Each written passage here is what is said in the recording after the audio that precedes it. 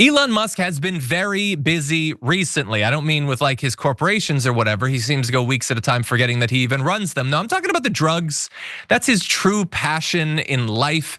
He apparently has gone well beyond occasional use with these drugs, according to the New York Times. He told people he was taking so much ketamine, a powerful anesthetic, that it was affecting his bladder, a known effect of chronic use. He also took ecstasy and psychedelic mushrooms. I guess he was just reenacting that episode of The Studio. And he traveled with a daily medication box that held about 20 pills, including ones with the markings of the stimulant Adderall, according to a photo of the box and people who have seen it. So there clearly was multiple sources as well as actual evidence that went into this New York Times reporting. Now, the fact that Elon Musk has issues with drugs is not news. We've known about that for some time. The fact that it has affected his work has been very clear. People at Tesla, at SpaceX have been very worried about that. This is just how much worse it appears to have gotten, that he's combining all of these different drugs and it's interacting poorly with his apparent psychological and emotional struggles. And so he's described some of his mental health issues in interviews and on social media, saying in one post that he has felt great highs, terrible lows, and unrelenting stress. He has denounced traditional therapy and antidepressants. So that stereotypical guys will blank rather than going to therapy, that's his life, basically. He'll wreck the federal government rather than going to therapy. He apparently self-medicates with both the drugs as well as video games for hours on end. Same. He struggles with binge eating and takes weight loss medication. He posts day and night on his social media platform, Twitter. He's been using ketamine often, sometimes daily, mixing it with these other drugs. And this is while he's doing these private gatherings, public events, and all of that. By the way, the FDA has formally approved the use of ketamine only as an anesthetic in medical procedures. And so he is not using it in the way that it is supposed to be used. But again, he's very, very wealthy. So I'm sure he'll be fine with whatever drugs he's using. Only poor people get in trouble for that sort of thing. And so not a good time for him. Now, bear in mind, his approval ratings, Brett, have gone down wildly just since the winter. His companies are worth less than they were previously. Their brand identity has been fairly well destroyed by his time in government. And so when he has so many addictions that he tries to cope with his emotional struggles with, this extra pressure being put on him seems like that could be a bad recipe. What do you think? The path for him not to have these problems is so clear. That's what's so weird about it.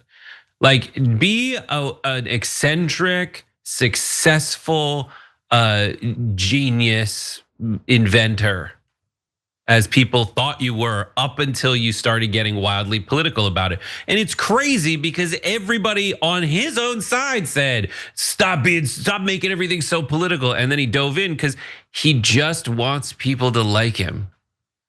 It's part of this side of the aisle that thinks strength comes from being insane, like being an insane person.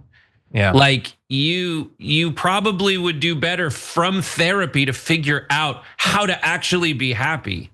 Now, I know there's tons of unhappy people that accomplish great things, and that's kind of the spark for it. But most times you go to therapy and you find out ways to still be successful and still execute and eliminate a lot of the more dangerous and artificial motivators for this behavior, because that wasn't actually what was motivating you in the first place. I say this like I go to therapy. I don't, because I'm perfect. But yeah, that's my take on Elon Musk. Like, guy has gotten himself into a very precarious position with drugs because he thinks that makes him interesting, because he's terribly afraid he's not interesting. And so he wants to find spotlight and have someone out there. He spent $40 billion for people to tell him he's interesting and really good and they really like him. And he went out and did Doge and he thought it would go gangbusters and nobody liked it. And he ran away, tucked his tail between his legs. He blames everyone else. The only other explanation I come up with for why this guy's behaving the way he is that he just wants to enrich himself. Yeah. So he got some government contracts and peace. He is the fact that he is lethally addicted to money, I think runs into trouble with his other goals of wanting everyone to like him and to think that he's funny and interesting and sexy and all these things that he's not and never will be. And I guess It's sad and tragic, but because he's so terrible, it becomes funny that he has all the resources, that it would be the easiest thing in the world for a person who's not mentally and emotionally broken to actually be the most beloved person in the world with his money. You could do that. Anyone watching this, given those resources, a year or two later could be the most universally beloved person on the planet. And that's what he wants, but he can't do it because of all of his faults and flaws. And that would be sad if he wasn't such a terrible person. I'll remind everyone, he was enthusiastically doing Nazi salutes just a couple months ago. Anyway, that's Elon Musk. We'll see if he's able to refresh his image. I will do everything I can on a daily basis to make sure that nobody forgets how terrible he is. I've been on that beat for years. I'm gonna ride that until the end. Mine or his will probably be sooner.